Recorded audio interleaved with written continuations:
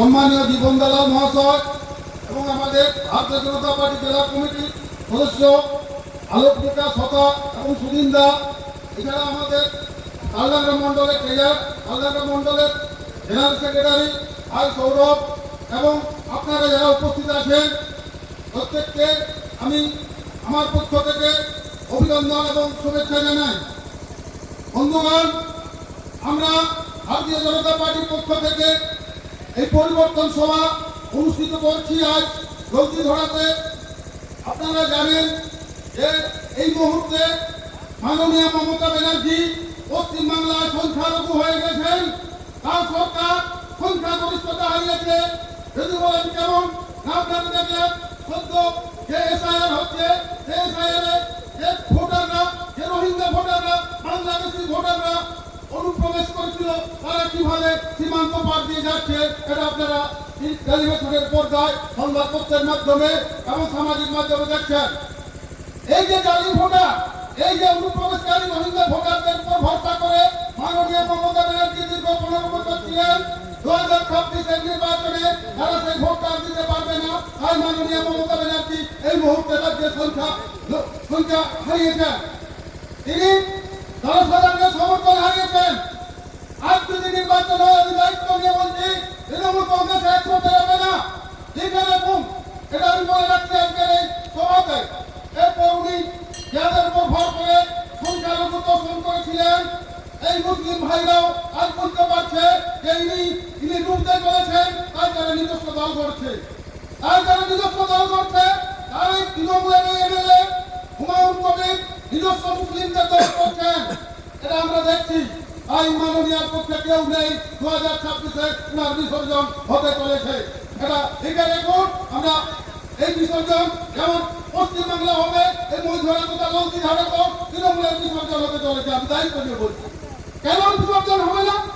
উনি 2011 সালে পশ্চিমবাংলার ক্ষমতায় এসেছিলেন। আমরা সাধারণ মানুষ আশা করেছিলাম যে উনি পশ্চিমবাংলার জন্য কিছু করবেন, কিন্তু আমরা কি দেখলাম? 15 বছরে শুধু তিনি কৌশলের রাজনীতি করেছেন। কোন উন্নয়নমূলক পরিকল্পনা নেননি। কৃষি, শিল্প, স্বাস্থ্য, কর্মসংস্থান সব ক্ষেত্রে এই রাজ্য পিছিয়ে গেছে। ভারতবর্ষের অন্যান্য রাজ্য এখন দরদর করে এগিয়ে চলেছে। একমাত্র পশ্চিমবাংলা ব্যতিক্রম, যে শুধু নিচের দিকে এগিয়ে চলেছে, ক্রমশ নিচের দিকে ভাগ হতে চলেছে মাননীয় রাজত্বে। এখানে যারা পড়াশোনা করে যে গ্রামে, আপনারা জানেন যে পড়াশোনা করার পর এই চাকরির পরীক্ষা এসএসসি সেটাই না রাজ্যে বন্ধ। যারা চাকরি করছেন 26,000 শিক্ষকের চাকরি বাতিল এই মাননীয় মুখ্যমন্ত্রীর জন্য। তাই 26,000 শিক্ষকের চাকরি বাতিল। কোন ছেলেমেয়েরা পরীক্ষা করতে পারছে না, কোন কাজ নেই পশ্চিমবাংলায়। শুধু কৌশলের রাজনীতি, একটা ধর্মকে তিনি উস্কানি দিচ্ছেন এবং তাদেরকে জিহাদিদের যে বাংলাদেশের পশ্চিমবাংলাদেশের মতো পরিণত করতে চাইছেন। এইটা এজেন্ডা আজ পশ্চিমবাংলার সাধারণ মানুষ ধরে ফেলেছে। আমি দেখছি এই যে মজুরার মোড়ে যে জমি দেখছেন, বিস্তীর্ণ সমতল জমি, এখানে স্বাধীনতার পর থেকে শুরু থেকে ব্যবস্থা নেই। কেন নেই? এখানে বামফ্রন্ট যেভাবে রাজত্ব করেছে, তারা শ্রমিক আর কৃষকের মধ্যে শুধু বিভাজন সৃষ্টি করেছিল। কৃষকের উন্নতি করেনি, শ্রমিকের উন্নতি করেনি দীর্ঘ 34 বছর। আর তারাই ধারাবাহিকতায় মাননীয় মমতা ব্যানার্জি শুধুমাত্র ধর্মীয় দর্শন করেছেন, সংখ্যালঘু দর্শন করেছেন, তার প্রতি রাজত্ব করছেন। কোন কৃষকের উন্নতি দেয়নি, করেননি। আমরা দেখছি এর পরে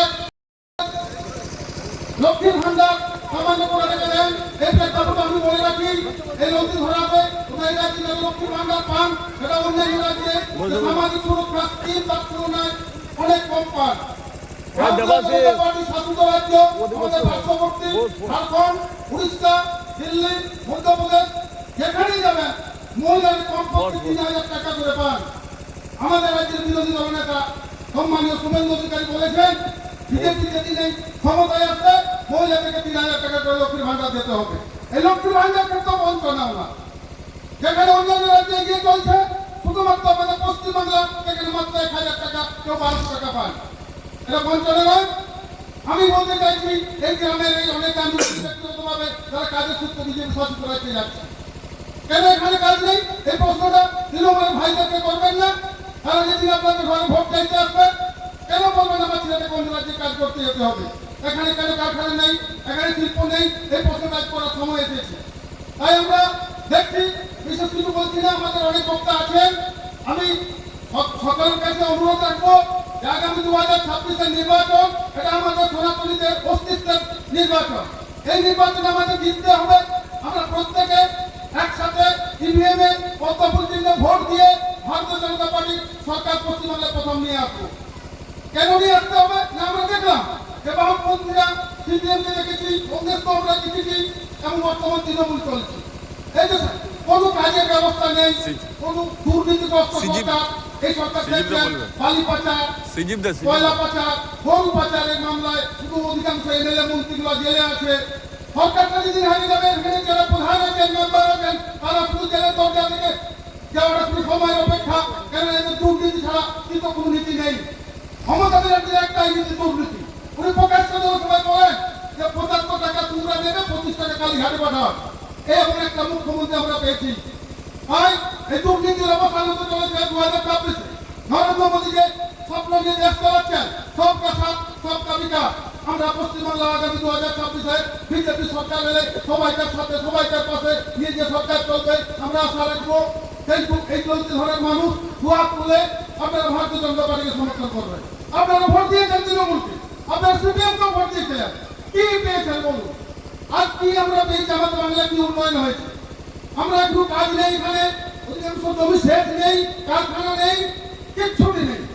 শুধু একটা শ্রেণী কিন্তু লক্ষ্য করে যদি দেখেন, আমি পরিষদে বলছি, আপনারা যদি আমাদের সনাতনী হিন্দু ধর্মের আমাদের অর্থনৈতিক শুধু নয়, আমরা সামাজিক দিক থেকে সর্বস্ব পিছিয়ে পড়ছি শুধুমাত্র ওনার জন্য।